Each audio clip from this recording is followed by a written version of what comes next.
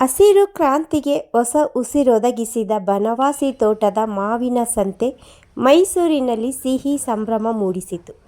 ಮೈಸೂರಿನ ಕುವೆಂಪು ನಗರದ ರಾಘವೇಂದ್ರ ಸ್ವಾಮಿ ಮಠದ ಹತ್ತಿರದ ಅರಳಿಕಟ್ಟೆಯಲ್ಲಿ ಜುಲೈ 3 ಮತ್ತು 4 ಈ 2 ದಿನಗಳ ಕಾಲ ಮಾವಿನ ಹಣ್ಣುಗಳ ಸಂತೆ ನಡೆಯಲಿದ್ದು, ತಮ್ಮ ವಿಶಿಷ್ಟ ಸಿಹಿ ರುಚಿಯಿಂದ ಗ್ರಾಹಕರ ಮನ ಸೆಳೆದಿದ್ದು, ಈ ವರ್ಷದ ಸಂತೆಯ ಉದ್ಘಾಟನೆಯನ್ನು ಲೇಖಕರು ಮತ್ತು ಕೃಷಿಕರಾದ ಸ್ವಾಮಿ ಆನಂದ್ ಮತ್ತು ನಿವೃತ್ತ ಕೃಷಿ ವಿಜ್ಞಾನಿ ಎಚ್.ಎಲ್. ವಸಂತಕುಮಾರ್ ಹಾಗೂ ಬನವಾಸಿ ತೋಟದ ಮಾಲೀಕರಾದ ಅವಿನಾಶ್ ಟಿ.ಜಿ.ಎಸ್. ರವರು ನೆರವೇರಿಸಿದರು.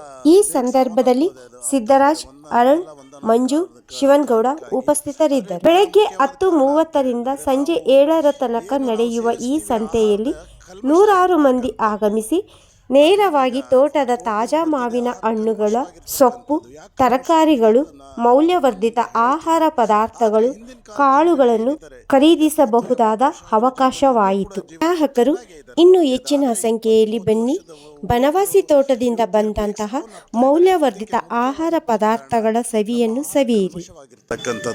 ಅದರಲ್ಲಿ ನಾವು ಬೆಳೀತಕ್ಕಂಥ ಆಹಾರದಲ್ಲಿ ಜಾಸ್ತಿ ನಾವು ನಮ್ಮ ರೈತರು ಈ ರಾಸಾಯನಿಕ ಪರಿಕರಗಳನ್ನ ಬಳಕೆ ಮಾಡ್ತಕ್ಕಂಥದ್ದು. ಗೊಬ್ಬರ ಇರ್ಬೋದು, ಕೀಟನಾಶಕ ಇರ್ಬೋದು, ರೋಗನಾಶಕ ಇರ್ಬೋದು, ಇವನ್ನೆಲ್ಲ ಸ್ವಾಭಾವಿಕವಾಗಿ ದೈವದತ್ತವಾಗಿ ಬಂದಿರತಕ್ಕಂಥ ಸಾವಯವ ತ್ಯಾಜ್ಯಗಳನ್ನ ಬಳಕೆ ಮಾಡಿಕೊಂಡು, ಸಾವಯವ ವಸ್ತುಗಳನ್ನ ಬಳಕೆ ಮಾಡಿಕೊಂಡು ಇವನ್ನು ನಾವು ನಿಯಂತ್ರಣ ಮಾಡಿ ಉತ್ತಮವಾದಂಥ ಬೆಳೆನ ನಾವು ಬೆಳ್ಕೋಬೋದು. ಆದರೆ ರೈತರು ಈ ಒಂದು ನಿಟ್ಟಿನಲ್ಲಿ ಸ್ವಲ್ಪ ಇನ್ನೂ ಅಷ್ಟು ನಾವು ನಿರೀಕ್ಷೆ ಮಾಡಿದಷ್ಟು ಆಸಕ್ತಿಯನ್ನು ತೋರಿಸ್ತಾ ಇಲ್ಲ ಅಂತ ಹೇಳಿದ್ರೆ ತಪ್ಪಾಗಲಾರ್ದು. ಸಾವಯವ ಕೃಷಿ ಅಂದರೆ ಏನು ಅಂತ ಅವ್ರು ಮೊದಲು ಅರ್ಥ ಮಾಡ್ಕೋಬೇಕು. ಇದು ಸಾಧ್ಯ, ನಾವು ಯಶಸ್ವಿಯಾಗಿ ಮಾಡ್ಬೋದು. ನಾವು ಸಾವಯವ ಕೃಷಿ ಅಂತ ಏನು ಅಂತ ಅರ್ಥ ಮಾಡಿಕೊಂಡ್ರೆ ಖಂಡಿತವಾಗ್ಲೂ ಯಶಸ್ವಿಯಾಗಿ ನಾವು ಇದರಲ್ಲಿ ನಾವು ಸಾಧನೆಯನ್ನು ಮಾಡ್ಬೋದು.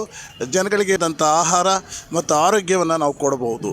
ಇದೆಲ್ಲ ನಮ್ಮ ರೈತರ ಕೈನಲ್ಲಿದೆ. ಹಾಗಾಗಿ ಹೆಚ್ಚಿನ ಒತ್ತನ್ನು ಸಾವಯವ ಕೃಷಿಗೆ ಕೊಡ್ಬೋದು. ಬನವಾಸಿ ತೋಟ ನಮ್ಮ ದೇವನೂರು ಮಹಾದೇವರವರು ಭಾಳ ಆಸ್ಥೆಯಿಂದ ಪ್ರೀತಿಯಿಂದ ರೂಪಿಸಿದಂಥ ಒಂದು ತೋಟ. ಮಲ್ಲಿಕಾ ಮ್ಯಾಂಗೋ ಏನಪ್ಪ ಅಂದರೆ, ಮಹಾದೇವರೇ ಫಸ್ಟ್ ಈ ಏರಿಯಾದಲ್ಲಿ ಮಲ್ಲಿಕಾ ಮ್ಯಾಂಗೋ ಹಾಕಿದ್ರು. ಅದುವರೆಗೂ ಮಲ್ಲಿಕಾ ಯಾರಿಗೂ ಗೊತ್ತಿರಲಿಲ್ಲ. ಮಲ್ಲಿಕಾ ಇವ್ರು ಬೆಳೆಯೋಕ್ಕೆ ಮಾರ್ಕೆಟ್ ಶುರು ಮಾಡಿಯೇ 30 ವರ್ಷದ ಮೇಲಾಯಿತು. ಸೊ ಇವತ್ತು ಮಲ್ಲಿಕಾ ಭಾಳ ಒಳ್ಳೆ ತಳಿ ಮ್ಯಾಂಗೋ. ಅದು ದಸೇರಿ ಮತ್ತು ನೀಲಂ ಇದರ ತಾಯಿ, ದಸೇರಿ ಇದರ ತಂದೆ. ನೀಲಂ ತಮಿಳುನಾಡು ಮತ್ತು ಲಕ್ನೋ ದಸೇರಿ ಎರಡನ್ನೂ ಡಾಕ್ಟರ್ ರಾಮನಾಥ್ ಸಿಂಗ್ ಅವರು ಕಾಂಬಿನೇಷನ್ ಮಾಡಿ 1975 ಇಸ್ವಿಲಿ ಇದರ ಜನನ ಆಯಿತು. ಅದರ ವಿಸ್ತರಣೆ ತಡ ಆಯಿತು. ವಿಸ್ತರಣೆ ಶುರುವಾಗಿ ಈಗ 2000 ಇಸ್ವಿ ಶುರುವಾಗಿದೆ. ಈಗಷ್ಟೇ ಮಾರ್ಕೆಟಿಗೆ ಮಲ್ಲಿಕಾ ಬರಲು ಆರಂಭ ಆಗಿದೆ. ಸೊ ಮ್ಯಾಂಗೋ ಸೀಸನ್ನ ಕೊನೆಯ ಚರಣ ಮಲ್ಲಿಕಾ. ಇದು ಹಣ್ಣುಗಳನ್ನು, ತರಕಾರಿಗಳನ್ನು, ಕೀಟನಾಶಕಗಳನ್ನು ಬಳಸಿ ತಿಂದು ಸಾಯುವಂಥದ್ದು, ರೋಗ ಬರೋವಂಥದ್ದು ಒಂದು ಕಡೆ ಇರಲಿ. ಆದರೆ ಆ ಕೀಟನಾಶಕಗಳನ್ನು ಸಿಂಪರಣೆ ಮಾಡುವಾಗ, ಸ್ಪ್ರೇ ಮಾಡುವಾಗಲೇ ಕರ್ನಾಟಕದಲ್ಲಿ ನೂರಾರು ಜನ ರೈತರು ಪ್ರತಿ ವರ್ಷವೂ ಅಸ್ತಮ ರೋಗದಿಂದ ನರಳ್ತಾ ಇದ್ದಾರೆ. ಅವ್ರಿಗೆ ಲಂಗ್ಸ್ ಸಮಸ್ಯೆಗಳು ಉದ್ಭವ ಆಗ್ತಾ ಇದೆ. ಮತ್ತು ಸಾವನ್ನು ಕೂಡ ಅಫಿಷಿಯಲ್ಲಾಗಿ ಗೌರ್ಮೆಂಟೇ ಹೇಳೋ ಹಾಗೆ ಸಾವನ್ನು ಅಪ್ಪುವಂಥ ಪರಿಸ್ಥಿತಿ, ಒಂದು ವಾತಾವರಣ ಆ ಔಷಧಿಗಳನ್ನು ಸಿಂಪರಣೆ ಮಾಡೋದ್ರಿಂದನೇ ಇದೆ. ಇದು ಬೇಕಾಗಿಲ್ಲ ಅಂತ ನನ್ನ ಅಭಿಪ್ರಾಯ. ಯಾಕೆಂದರೆ ನಮ್ಮ ತೋಟದಲ್ಲಿ ಹೆಚ್ಚು ಕಮ್ಮಿ ಒಂದು 42 ವೆರೈಟಿ ಹಣ್ಣಿನ ಗಿಡಗಳು, ಸೊಪ್ಪು, ಕಾಳು, ತರಕಾರಿಗಳು, ಮನೆಗೆ ಬೇಕಾಗಿರೋ ಜೋಳ, ರಾಗಿ, ನವಣೆ, ಶೇಂಗಾ ಬೆಳೆದು ಶೇಂಗಾ ಎಣ್ಣೆ ಮಾಡೋದು, ಇದು ಯಾವುದಕ್ಕೂ ಕೂಡ ನಾವು ಔಷಧಿಗಳನ್ನು ಬಳಸ್ತೇನೆ ಬೆಳಿತೀವಿ.